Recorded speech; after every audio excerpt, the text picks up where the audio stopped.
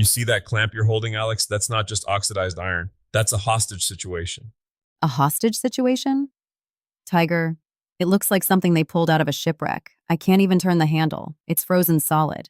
Exactly. It's been sitting in some damp corner for 30 years and the rust has basically welded the threads together. But give it 2 days in the right bath and a little bit of heat, and it'll be smoother than a grease slide at a water park. I love your optimism, but why bother? You can go to the big box store right now and buy a brand new one for $10. Is it really worth the elbow grease? Don't let the old tools hear you say that. They've got feelings.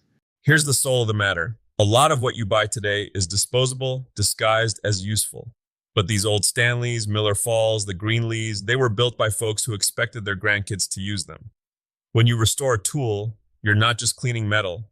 You're shaking hands with a craftsman from 1940 who took care of his gear. Plus, frankly, the steel in an old blade often holds an edge that would make a modern factory tool blush.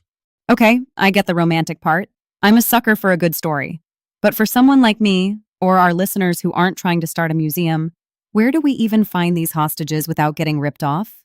You've got to develop Rustar. I stay away from those fancy antique shops where they hang a rusty saw on the wall and want $50 for it because it looks farmhouse chic. No, thank you. You want the garage sales where the person is cleaning out their grandfather's basement and they've got a bucket of junk for $5 under a table. Or the back corner of a flea market where things are caked in cobwebs.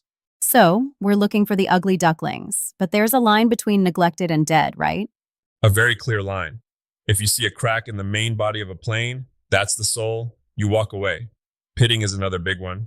A little surface crust is like a bad haircut. You can fix that. But if the rust has eaten deep pits into the metal, especially near the mouth where the blade comes out, you're looking at a paperweight. You want metal that looks grumpy, not metal that's disintegrating. All right, let's say I found a diamond in the rough. I bring it home. It's disgusting. It's covered in mystery oil and 50 years of sawdust. What's step one? Do I just start swinging a wire brush? Slow down there, Sparky. First thing you do is take a photo. Seriously, these old tools have more small parts than a Swiss watch. If you strip it down and realize you don't know where that tiny lateral adjustment lever goes, you're going to be staring at a pile of parts and feeling real small. I feel like you're speaking from a place of deep personal trauma. Let's just say I once had a bucket of spare parts that used to be a very nice spokes have. Take the photo.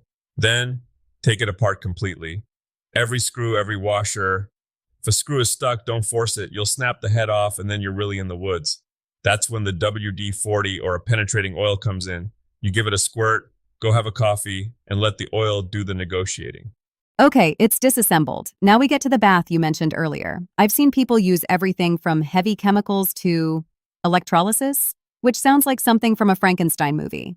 Electrolysis is great if you want to play scientist and you don't mind the risk of a barn cat wandering in and getting a shock.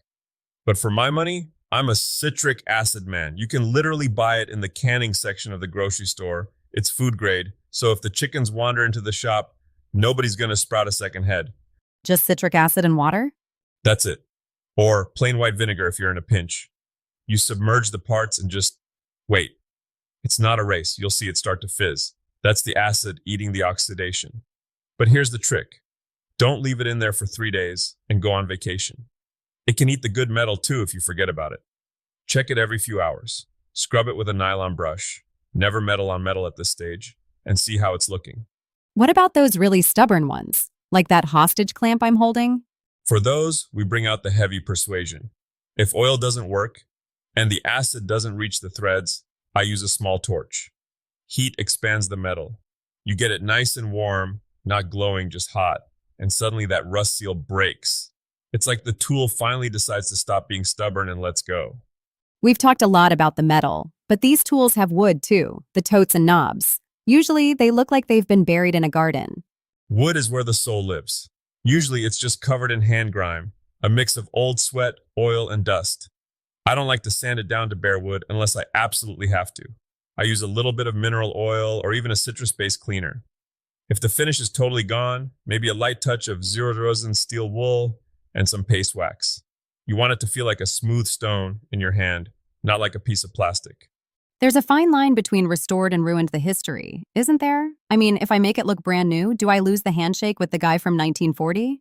That is the eternal debate in the shop. I'm not a collector.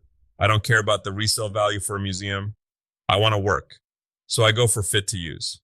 If there's a stain on the wood from where someone's thumb rested for 20 years, I leave it. That's a badge of honor.